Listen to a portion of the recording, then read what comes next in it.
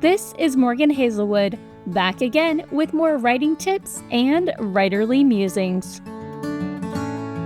Today, I'm here to talk about character creation. The titular panel was actually one of the virtual panels at Imaginarium in Kentucky that I was on. Now, I don't usually take notes when I'm on a panel, but there was a lot of good information. Our moderator was Catherine Sullivan, and my fellow panelists were C.L. Polk, Kelly Dougherty, L.R. Braden, Dan R. Arman, and Jonathan Zarantinello. Like all Imaginarium panel descriptions, this one was brief and direct. Learn how to create compelling characters for your story. So let's get into it. Here are 8 techniques for getting to know those characters. So I've talked about the external bits, naming your characters, using Pinterest and Google image search to gather inspirational photos, but characters are a lot more than what's on the outside. I've picked up a great technique for creating background characters with well-rounded personality traits, but this panel was about who your characters are as a person. Now, some writers start with the characters, others start with the world, and some, of course, start with the setting. You might enjoy characters that match, or those whose strengths and weaknesses play well together. Perhaps a fish out of water story is what you need to introduce your readers to a strange new world. But no matter what sort of story you want to write or where you start, you need to get to know your characters if you want to write them right. Sorry, I amused myself. So, technique number 1, fill out a role-playing character sheet. The most basic and straightforward technique for many writers is to take a character sheet with skills and attributes and equipment and simply fill it out for the character in question. There are tons of RPGs, role-playing games, so you can pick the type of character sheet that works for you and your story. D&D, Pathfinder, White Wolf, Deadlands, 7th Sea, whatever the kids are playing these days. It's a great way to start if you want something a little more structured and guided. Technique number 2, start with the wound. Dun dun dun.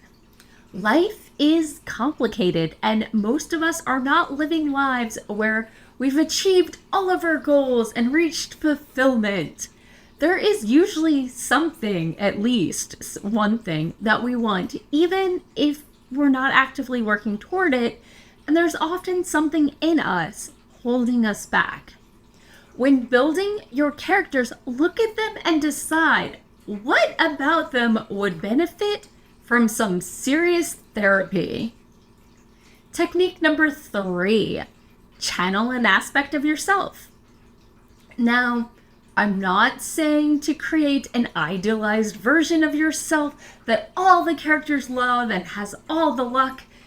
Gary Stu and Mary Sue characters are not what you want, but we all hold multitudes, and for most of us, every character we create has some aspect of us in them.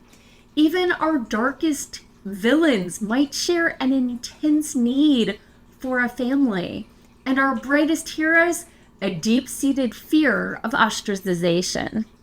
Now, of course, not every trait a character has must come from some aspect of you, but there's usually something that gives you a connection, a way to understand your character and channel them into your writing. On the flip side, technique number 4, note how your character is different than you. By explicitly noting the drastic differences between you and your character, you can more easily see how they would react in ways that you might find unnatural and lead to a better understanding of how your character works. Plus, doing this for all the characters, it can help you make sure that your characters are easily differentiated in both personality and behavior. Technique number 5, use their greatest strength against them. You've probably seen the meme, but Othello's decisive action would have been more useful for Hamlet, and Hamlet's introspection could have saved Othello a fair bit of grief. Give your characters strengths and then put them in situations where their strengths are useless. So, technique number 6, assess what the character would change about themselves. Most people out there have things about themselves they want to change. While some would choose an action from their past or a physical attribute, there are plenty that want to change something about their own personalities. What are they fighting in themselves? Technique number 7, discover what they will always do. Think about your character. Will they always strive to avoid conflict? Perhaps they always put their family first, even at a detriment to themselves.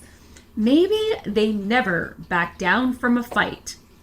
It can be positive, it can be negative, or it could just be binge eating chocolates every Friday night. But your character probably has something about them that will always make them act in a particular way. And finally, technique number 8, evaluate the difference between what your character wants and what they need. If you do that, you have your plot. It's up to you which your character gets and if they live to regret it. So, do you have any favorite techniques I've missed? Have you used any of these techniques? And which is your favorite? And that's all for today. Thanks for listening. If you enjoyed this episode, hit that subscribe button and share it with all your friends. It goes a long way towards helping people find me. And I'll be back again next Monday with more writing tips and writerly musings. Bye-bye.